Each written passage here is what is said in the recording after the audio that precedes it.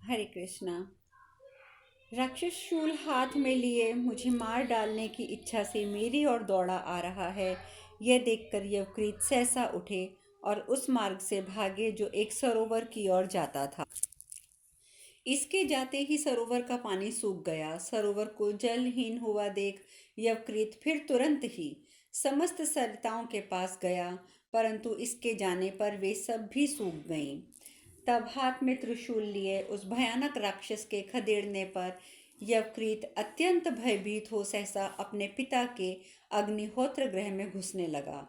राजन, उस समय अग्निहोत्र गृह के अंदर एक शूद्र जातीय रक्षक नियुक्त था, जिसकी दोनों आंखें अंधी थी। उसने दरवाजे के भीतर घुसते हुए ही यवकृत को बलपूर्वक पकड़ लिया और यवकृत वहीं खड़ा हो गया। शूद्र के हाथों पकड़े गए यवकृत पर उस राक्षस ने शूल से प्रहार कर दिया। इससे उसकी छाती फट गई और वह प्राण शून्य होकर वहीं गिर पड़ा। इस प्रकार यवकृत को मारकर राक्षस रम्य के पास लौट गया और उसकी आज्ञा ले उस कृत्या स्वरूपा रमणी के साथ उनकी सेवा में रहने लगा। इस प्रकार तीर्थयात्रा पर्व के लोमश तीर्थयात्रा के प्रसंग में यवोपकृत उपाख्यान 136वां अध्याय पूर्ण हुआ। लोमश जी आगे कहते हैं, कुंती नंदन भारद्वाज मुनि प्रतिदिन स्वाध्याय पूरा करके बहुत सी समिधाएं लिए आश्रम में आए। उस दिन से पहले सभी अग्नियां उनको देखते ही उठकर स्वागत करती थीं, परंतु उस समय उनका पुत्र मारा गया था, इसलिए अशौच युक्त होने के कारण उनका अग्नियों ने पूर्वत खड़े होकर स्वागत नहीं किया।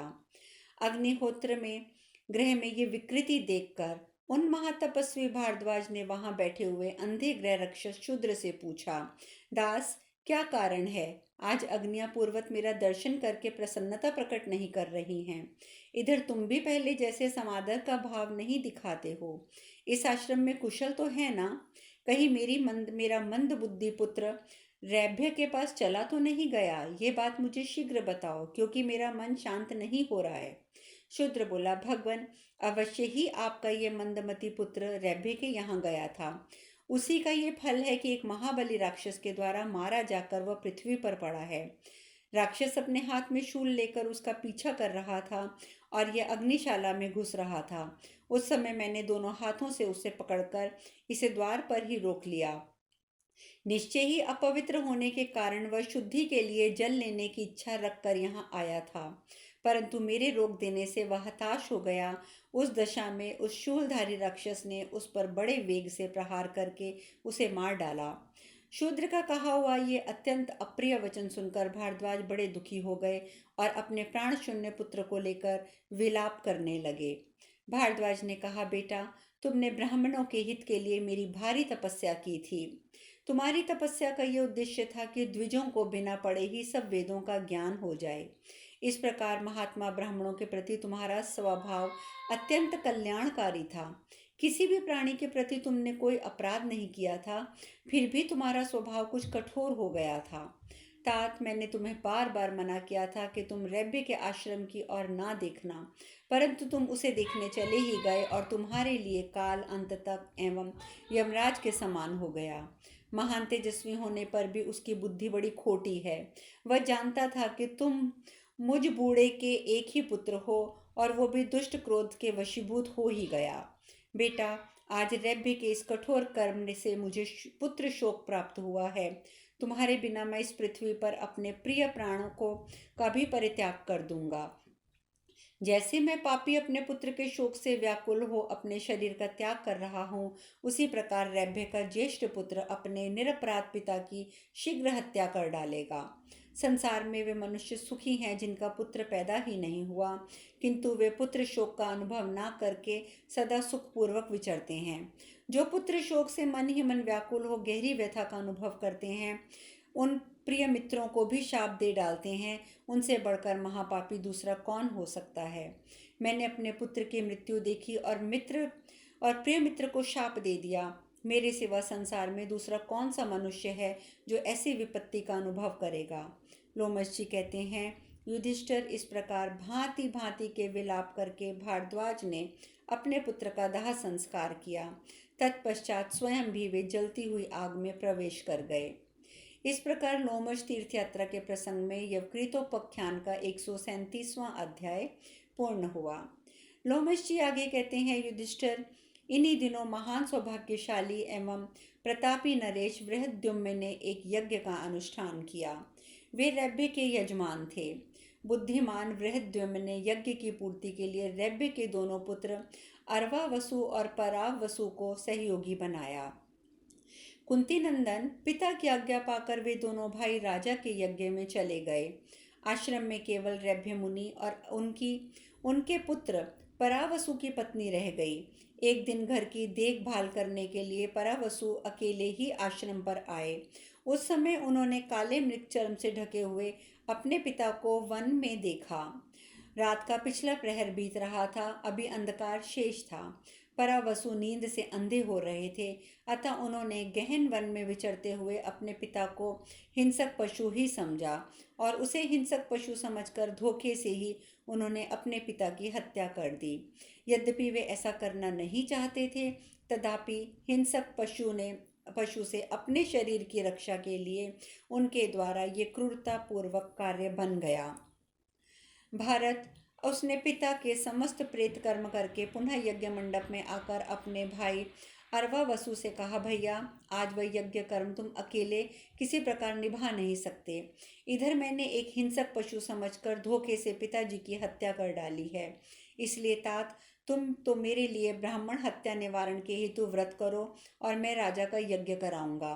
मुने, मैं अकेला ही इस कार्य का संपादन करने में समर्थ हूँ। अर्वावसु बोले, भाई, आप परम बुद्धिमान राजा बृहद्युम्न का यज्ञ कार्य संपन्न करें। मैं आपके लिए इंद्र संयम पूर्वक ब्रह्म हत्या का प्रायश्चित करूंगा। लोमश जी कहते हैं, अर्वावसु मुनि भाई के लिए ब्रह्म हत्या का प्रायश्चित पूरा करके पुनः उसी यज्ञ में आए। परावसु ने अपने भाई को वहां उपस्थित देखकर राजा बृहद्युम्न से हर्षा गदगद वाणी में कहा, राजन, ये ब्रह्म हत्यारा है, अतः इसे आपका यज्ञ देखने के लिए इस मंडप में प्रवेश नहीं करना चाहिए। ब्रह्मघाती मनुष्य अपनी दृष्टि मात्र से भी आपको महान कष्ट में डाल सकता है, इसमें संशय नहीं है। लोमश जी कहते हैं, प्रजानाथ, परावसु की ये बात सुनते ही राजा ने अपने सेवकों को आज्ञा दी कि अर्वावसुर को भीतर न आने दो। राजन, उस समय देव सेवकों द्वारा हटाए जाने पर अर्वासु ने बार बार ये कहा कि मैंने ब्रह्म हत्या नहीं की है। भारत में तो राजा के सेवक उन्हें ब्रह्म हत्यारा कहकर ही संबोधित करते रहे। अर्वावसु किसी तरह उस ब्रह्म हत्या को अपनी ही की हुई स्वीकार नहीं करते थे। उन्होंने बार बार यही बताने की चेष्टा की कि मेरे भाई ने ब्रह्म हत्या की है, मैंने तो प्रायश्चित करके उन्हें पाप से छुड़ाया है। उनके ऐसा कहने पर भी राजा के सेवकों ने उन्हें क्रूरतापूर्वक फटकार दिया। तब वे महातपस्वी ब्रह्म ऋषि चुपचाप वन की ओर चले गए। वहां जाकर उन्होंने भगवान सूर्य की शरण ली और बड़ी उग्र तपस्या करके उन ब्राह्मण शिरोमणि ने सूर्य संबंधी रहस्यमय वैदिक मंत्र का अनुष्ठान किया। तदंतर अग्रभोजी एवं अविनाशी राक्षस भगवान सूर्य ने साकार रूप में प्रकट हो अर्वावसु को दर्शन दिए। लोमश जी कहते हैं, राजन, अर्वावसु ने उस समय कार्य से सूर्य आदि सब देवता उस पर प्रसन्न हो गए। उन्होंने अर्वावसु का यज्ञ में वरण कराया एवं परावसु को निकलवा दिया। तत्पश्चात अग्नि, सूर्य आदि देवताओं ने उन्हें वर देने की इच्छा प्रकट की। तब अर्वावसु ने ये वर मांगा कि मेरे पिता जीवित हो जाएं, मेरा भाई निर्दोष हो और उन्हें पिता के वध की बात भूल जाए। साथ ही उन्होंने ये भी मांगा कि भारद्वाज तथा यवकृत दोनों जी उठें और इस सूर्य देवता संबंधी रहस्यमय वेद मंत्र की प्रतिष्ठा हो। द्विश्रेष्ठ अर्वावसु के इस प्रकार वर मांगने पर देवता बोले, ऐसा ही हो। इस प्रकार उन्होंने पूर्वोक्त सभी वर दे दिए। युधिष्ठिर, इसके बाद पूर्वोक्त मुनि जीवित हो गए। उस समय यवकृत ने अग्नि आदि संपूर्ण देवताओं से पूछा, देवेश्वरों, मैंने वेद का अध्ययन किया, वेदोक्त व्रतों का अनुष्ठान भी किया, मैं स्वाध्यायशील और तपस्वी भी हूँ, तो भी रैभ्य मुनि इस प्रकार अनुचित रीति से मेरा वध करने में कैसे समर्थ हो सके। देवताओं ने कहा, मुनि यवकृत, तुम जैसी बात कहते हो वैसा ना समझो। तुमने पूर्व काल में बिना गुरु के ही सुखपूर्वक सब वेद पढ़े थे और इस रैब्य मुनि ने बड़े क्लेश उठाकर अपने व्यवहार से गुरुजनों को संतुष्ट करके दीर्घ काल तक कष्ट सहन पूर्वक करके उत्तम वेदों का अध्ययन प्राप्त किया था।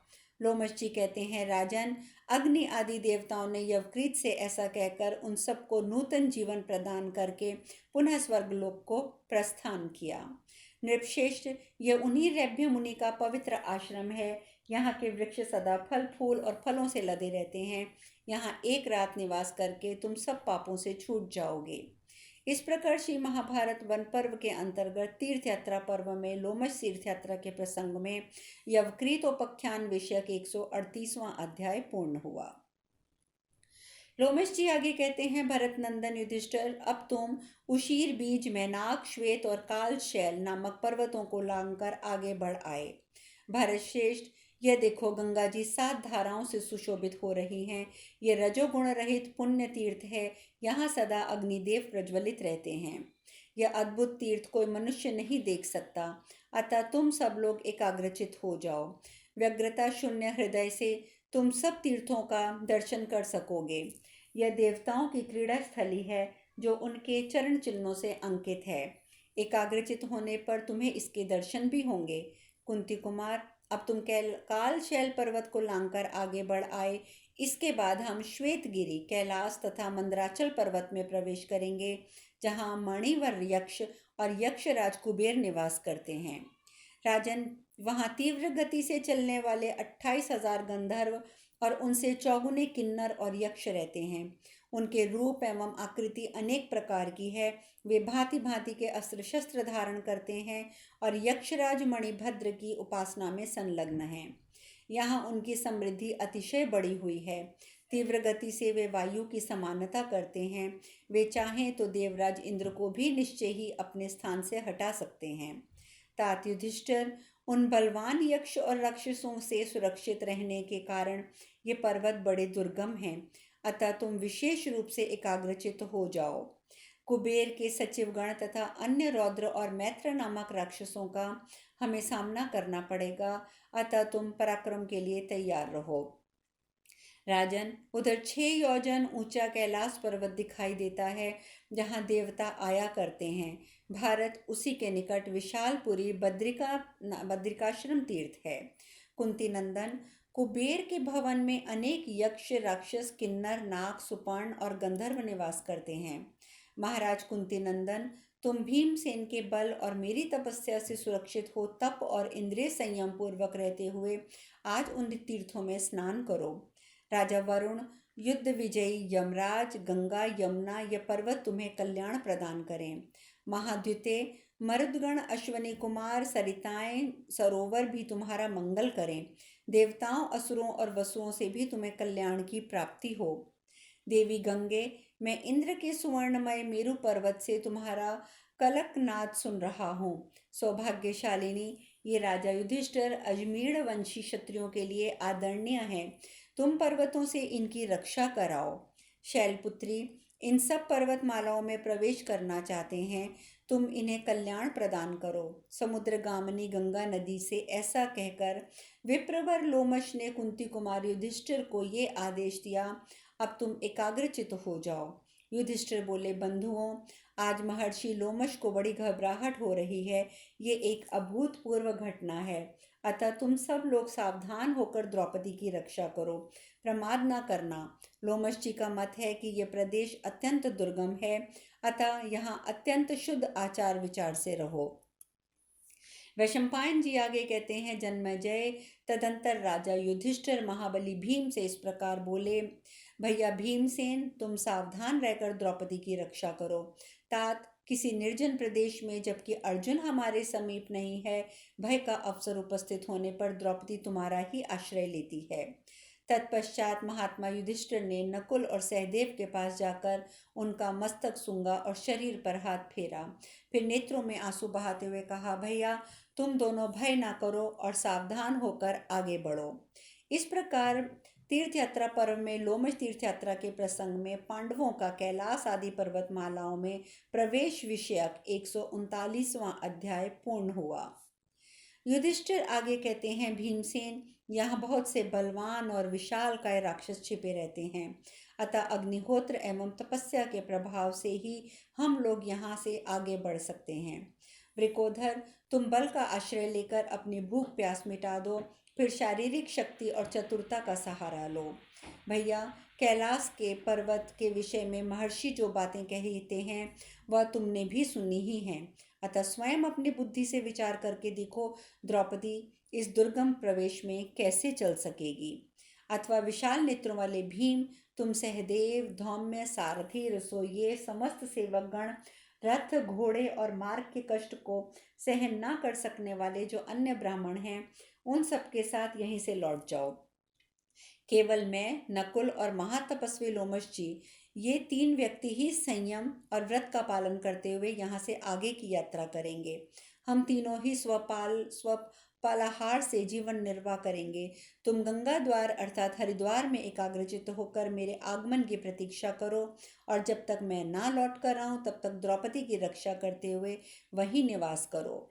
यह सुनकर भीमसेन ने कहा, भारत, राजकुमारी द्रौपदी यद्यपि रास्ते की थकावट से और मानसिक दुख से भी पीड़ित है, तो भी ये कल्याणमयी देवी अर्जुन को देखने की इच्छा से उत्साहपूर्वक हमारे साथ चल ही रही है। संग्राम में कभी पीठ न दिखाने वाले निद्रा विजयी महात्मा अर्जुन को न देखने के कारण आपके मन में भी अत्यंत खिन्नता हो रही है। फिर सहदेव, मेरे और द्रौपदी के लिए तो कहना ही क्या है। भरत, ये ब्राह्मण लोग चाहें तो यहाँ से लौट सकते हैं। समस्त सेवक, सारथी, रसोइये हमसे, और जिस जिस को आप लौटाना चाहते हो या जिनको लौटाना आप उचित समझते हो, वे सभी जा सकते हैं। राक्षसों से भरे हुए इस पर्वत पर और ऊंचे नीचे दुर्गम प्रदेशों में मैं आपको कदापि अकेला छोड़कर नहीं जाना चाहता। नरश्रेष्ठ, ये परम सौभाग्यवती पतिव्रता राजकुमारी कृष्णा भी आपको छोड़कर लौटने को कभी तैयार नहीं होगी। इस प्रकार ये सहदेव भी आपके सादा अनुराग रखने वाला है, आपको छोड़कर नहीं लौटेगा। मैं इसके मन की बात जानता हूँ। महाराज, सव्यसाची अर्जुन को देखने की इच्छा से हम सभी ललायत हो रहे हैं, अतः हम साथ ही चलेंगे। शेष कथा कल। हरे कृष्ण।